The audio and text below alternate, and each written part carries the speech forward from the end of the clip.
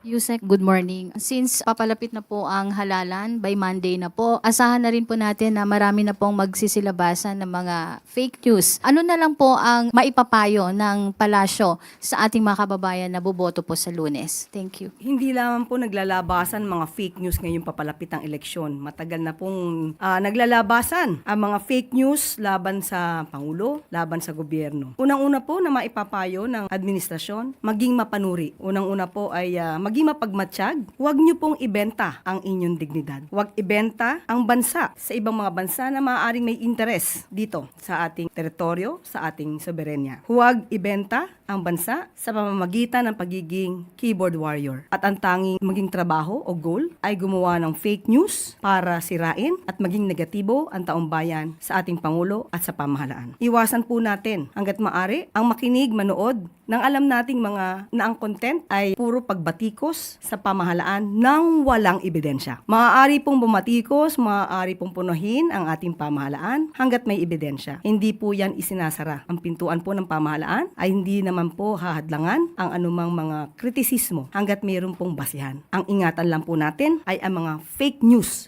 peddlers. Labanan po natin ang fake news para kayo po ay magkaroon ng magandang desisyon sa Mayo 12.